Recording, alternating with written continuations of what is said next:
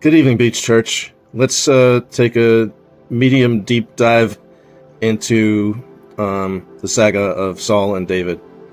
So, actually, this commentary will be on 1 Samuel 22 through 24. But let's go back a little bit earlier, okay? Because Saul was always problematic.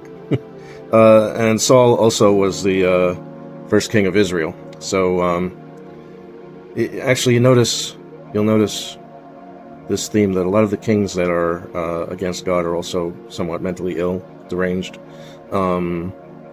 overly paranoid and suspicious, and that's kind of how life can go if you don't have faith in the Lord and if you don't act accordingly. You set up all sorts of mechanisms of having done things to people and then thinking those people are against you and all sorts of stuff. So it's good to be king. Mel Brooks said that, but sometimes not so much. Sometimes, not always. God rejected Saul early on due to his disobedience and anointed David as the future king. And when David first appears in Saul's court as a musician and an armor bearer, he actually helps soothe Saul's worried soul, and not just worried, but actually possessed. He had a demon that was giving him all sorts of trouble. And David, famous for playing his harp, and that's often the instrument that's used in the Psalms written by David, when it pertains to when it gives directions to the person that's playing the music and so forth. Anyway, David marries Saul's daughter. They're associated with each other in quite a number of ways.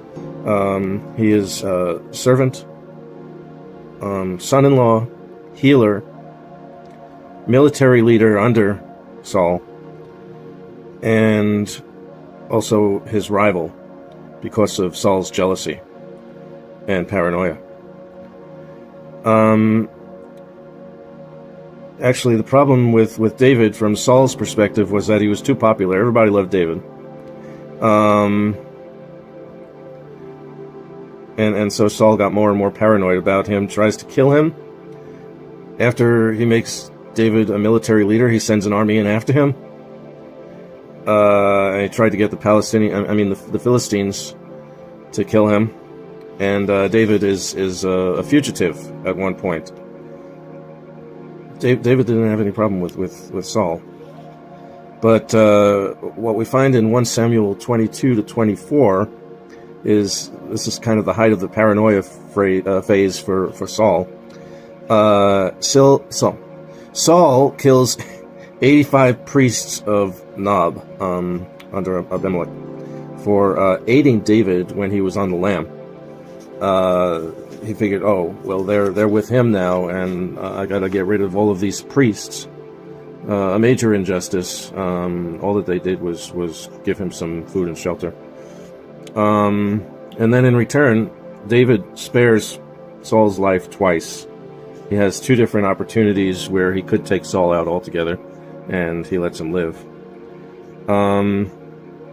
David trusted God to judge between him and Saul, knowing that he was favored by the Lord. As a matter of fact, the Lord said David was was very a man of his own heart. So, but also over a period of time, David accumulated a lot of blood on his hands when he was king, and when he decided that he was going to build a temple for God, God said, "No, let's have Solomon do it." So that's how that all worked out. But anyway, this is just the story of the saga of Saul and David, and how power can corrupt,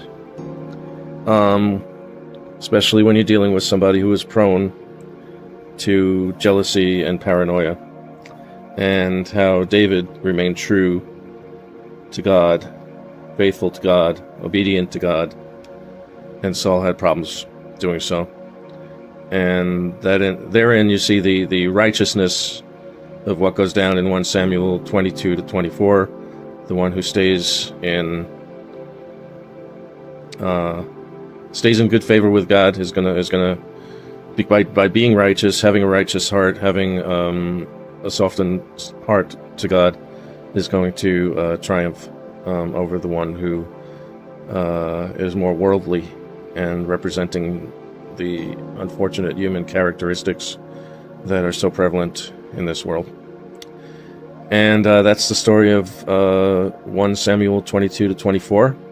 And I'm so happy with you all, the way that you all keep your heart centered in God. And I love this church, and I love being part of this congregation. So thank you for spending a few minutes with me here tonight, and I'll see you soon.